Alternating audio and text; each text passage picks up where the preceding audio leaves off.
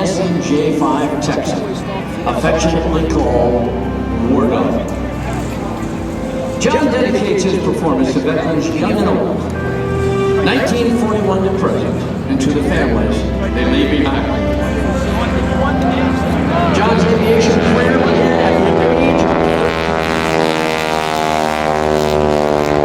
arrived to the airport to take his lessons, and at 16, before he even had a driver's license, John soloed 5 different types of airplanes.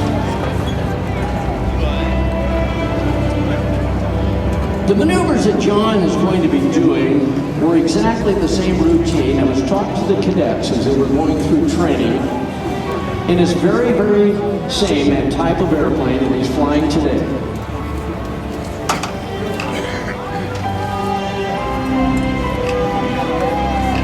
This airplane is a 600 horsepower Pratt & Whitney engine, radial engine. John's Wardog was first stationed at MCAS in Orange County, California. Yes, folks, it is very plane as you're looking at today.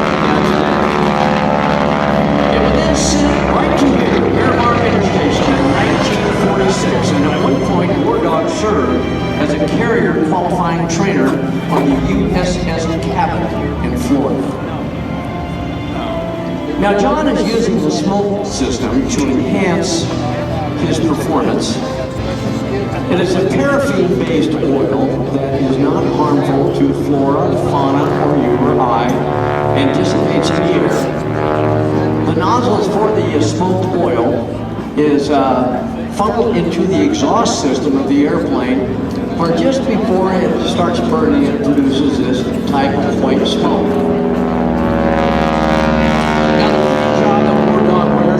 Replica of the same paint scheme she wore in her early days, serving at both named after an American who was in charge of training the Cuban Air Force. The gentleman's name was Lynn Colby, and in 1938, whenever he was a competitor in the National Aerobatic Contest, he introduced this maneuver. And because he was head of the Cuban training force, it was called the Cuban A.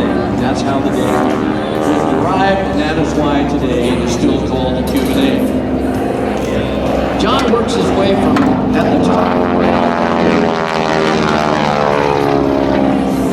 Now this airplane's roll rate, I want to tell you from experience, is not fast. It's got a lot of inertia, a lot of heaviness to it, which means that the heavier from 1941 to present, to the families that are our sons and daughters who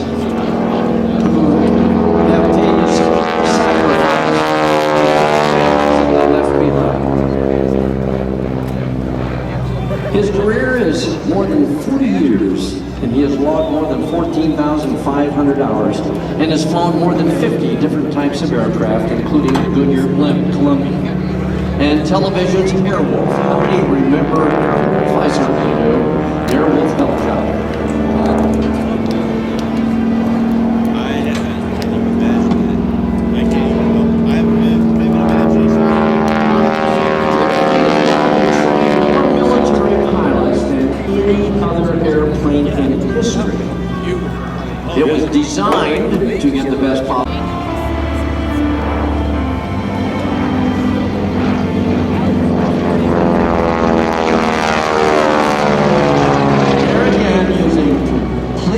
Full aileron deflection from about 175 miles per hour indicated, pulls it up. Full, complete left aileron. A little bit of rudder as it goes over the top to keep the nose in line. And very, very smoothly done. Well coordinated aileron roll.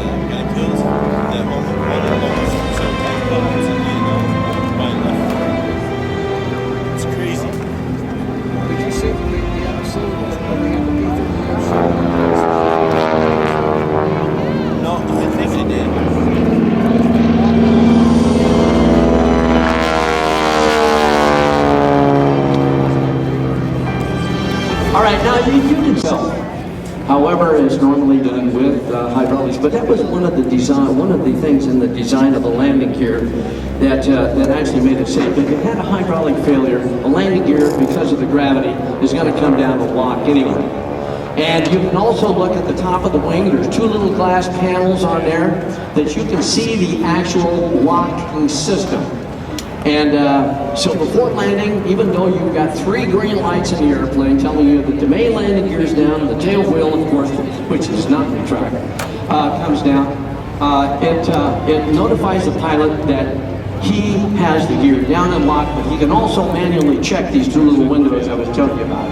Very, very safely does a wheel landing, putting it down, full flaps. Airplane now, as it loses momentum, the tail will come down, stick comes back, and keep it stuck on the ground. And ladies and gentlemen, I present to you Mr. John Collver in Wardog.